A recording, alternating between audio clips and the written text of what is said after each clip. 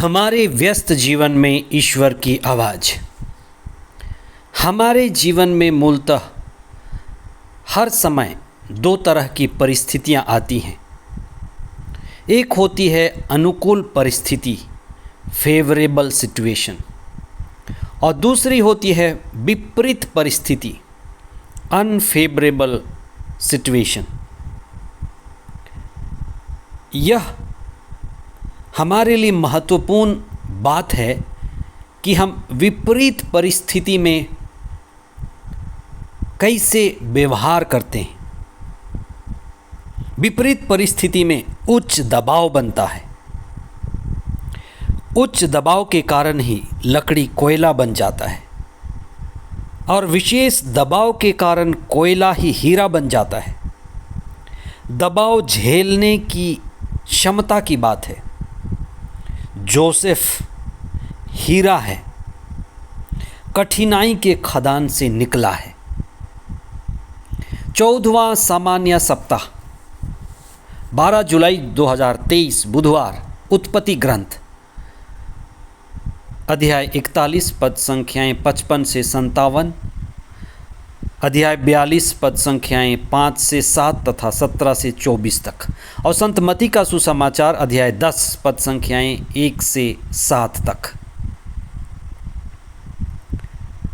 हम इस अनुकूल और प्रतिकूल परिस्थिति को ही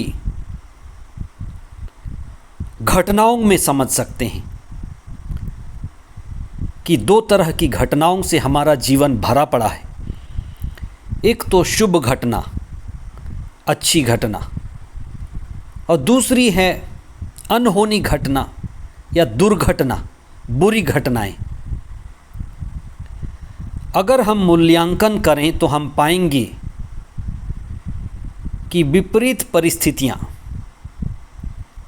अनफेवरेबल सिचुएशन हमारे जीवन में अधिक मालूम पड़ते हैं, और इन विपरीत परिस्थितियों में भी वास्तव में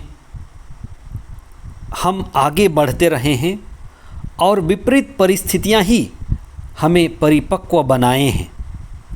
उन विपरीत परिस्थितियों में हम मजबूत हुए हैं।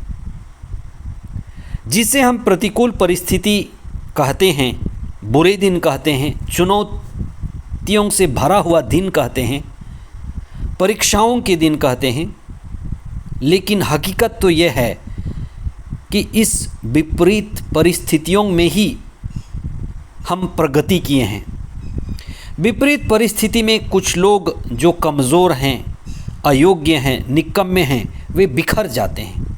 लेकिन विपरीत परिस्थिति में ही कुछ लोग जो संघर्षरत हैं, साहसी हैं, वे निखर जाते हैं, चमकते हैं। आज के पहले पाठ में याकूब के पुत्र जोसेफ और उनके भाइयों का दृष्टांत है।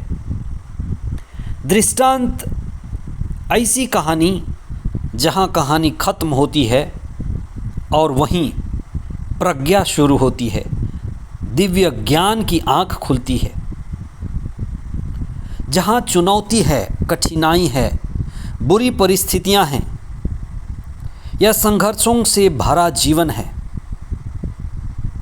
ये कभी व्यर्थ नहीं होता। जैसे कोयले के खदान में हीरा मिलता है, लेकिन ये दुर्लभता है। सबसे पहले उच्च दबाव के कारण साधारण लकड़ी, पेड़ बहुत बार भूकंप में दब जाते हैं और ये लकड़ी से कोयला बनता है, और विशेष दबाव के कारण कोयला ही हीरा बनता है। दबाव झेलने की बात है। जो दबाव झेल पाता है, साहस और धैर्य बनाए रखता है, वह विपरीत परिस्थितियों में निखरता है। जोसेफ एक हीरा है, कठिनाई के खदान से निकला है। हमारे बीच भी ऐसे लोग हैं। Mahatma Gandhi, Nelson Mandela, Mother Teresa, और हमारे बीच में, आपके बीच में भी कई ऐसे लोग होंगे। जोसेफ का दृष्टांत हमारे लिए सीख है कि किस तरह विपरीत परिस्थितियों में भी हमें मजबूती से आगे बढ़ते रहना है। जोसेफ आत्मा से जुड़ा हुआ था। जोसेफ ईश्वर से जुड़ा हुआ व्यक्ति था। उसे दिव्य दृश्य मिलता था। वह आत्मापूर्ण व्यक्ति था। कई बार अपने ही भाइयों के द्वारा, भाइयों के ईर्ष्या, भाइयों के द्वेष और भाइयों के हिंसा का शिकार हुआ। आप याद रखें, हमारे अपने ही लोग हमारे लिए चुनौतियां बन जाते हैं।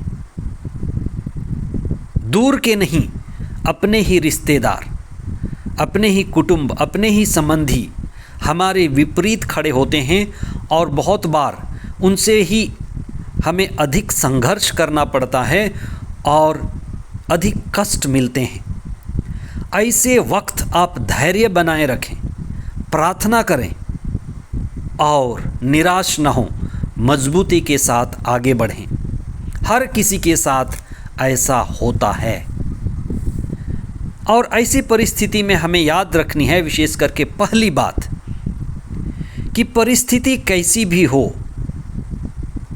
प्रतिकूल ही क्यों ना हो, हम आत्मा केंद्रित जीवन बिताएं, ईश्वर केंद्रित जीवन बिताएं, विश्वास में जिएं, ईमानदारी से जिएं, प्रार्थना में रहें और जल्दी या थोड़ी देर से हम निखरेंगे, बिखरने से बचेंगे।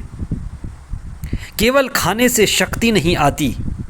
कुछ लोग केवल खाना जानते हैं, खाकर कसरत करना होता है, अभ्यास करना पड़ता है, शरीर को तपाना पड़ता है और उसी तपन से शक्ति आती है और बड़ी चुनौतियों के लिए हम तैयार होते हैं और बड़े काम, बड़ी जिम्मेदारी के लिए माहौल बनता है। दूसरी बात, जीवन के हर परिस्थिति में हमें आत्मा से जुड़े रहना है और ईश्वर से शक्ति और आत्मा केंद्रित होकर चेतना में जीवन बिताना है। धैर्य बनाए रखना है। समय आने पर ईश्वर हमें ऊपर उठाता है। एक दिन की बात नहीं है। रोज हमें कठिनाई और विपरीत परिस्थितियों को झेलने के लिए अभ्यास करना है। जब हम खेलते हैं और अच्छा खेलना चाहते हैं, जब हम नाचते हैं, अच्छा नाचना चाहते हैं, तो हमें अभ्यास करना पड़ता है। जिंदगी के हर क्षेत्र में अभ्यास की ज़रूरत है। यहाँ तक कि कठिन परिस्थितियों को झेलने के लिए, विपरीत परिस्थितियों को झेलने के लिए भी अभ्यास की ज़रूरत है। हमारा यह मानव जीवन हमें मिला है मुक्ति पाकर के जीने के लिए।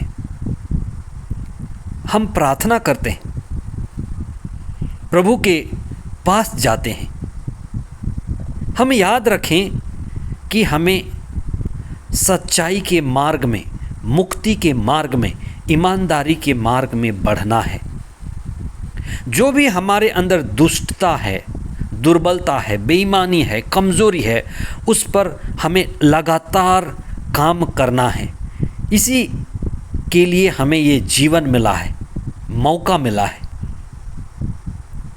ईसा के शिष्य लोगों के पास गए, वे भेजे गए कि लोगों को ईश्वर के बारे में, आत्मा के बारे में, मुक्ति के बारे में बताएं और मुक्ति का अनुभव कराएं। ईसा का इस संसार में आना मुक्ति की घड़ी माना गया, मुक्ति के घंटे का समय माना गया। प्रभु हमारे जीवन में हैं, हम प्रभु के अनुयायी हैं। क्या आपको लगता है कि आपकी मुक्ति की घड़ी निकट है? कि ये जो सांस मिला है, कि ये जो धड़कन मिला है, मुक्ति की दिशा में जाने के लिए है। एक दिन सांस रुकने वाला है, एक दिन धड़कन भी रुकेगा। उससे पहले हम जानें कि ये जीवन हमें मुक्ति के लिए मिला है, ईश्वर को पाने के लिए मिला है, अपने आप को आध्यात्म में ऊंचा उठाने के लिए मिला है। ईसा अपने शिष्यों को क्यों कहते हैं कि केवल यहूदियों के पास जाओ? उस समय यहूदी ज़मीन तैयार थी। उनको संदेश मिला था कि ईसा मुक्तिदाता आएंगे। यही बात रही होगी कि ईसा सबसे पहले उन्हें यहूदियों के पास भेजते हैं। जो भी की परिस्थिति प्रतिकूल थी, यहूदी कठोर हृदय वाले थे। गैर यहूदी ज़मीन बाद में तैयार हुई। मती स्वयं ही यहूदी थे और अपने लोगों को पहले बचाने का स्वार्थ उनमें रहा होगा। बात आज की हो, कल की हो, कभी की हो, बात मुक्ति की है। आज हम इस बात पर विशेष चिंतन करें कि हम अपनी उम्र के अनुसार क्या मुक्ति की ओर बढ़ रहे हैं। आज हम अपनी मुक्ति का मूल्यांकन करें। मैं कितना मुक्त हूँ, कितना शांत हूँ, कितना सुकून में हूँ। आनंद के विषय में चिंतन करें कि आज तक मुझे ईश्वरीय आनंद मिला या नहीं। अगर मुझे गुज़रना पड़े तो मैं किस तरह से यहाँ से गुज़रूँगा। हमें मुक्ति की दिशा में लगातार कदम उठाना है और इसी के लिए आज हम विशेष प्रार्थना करें।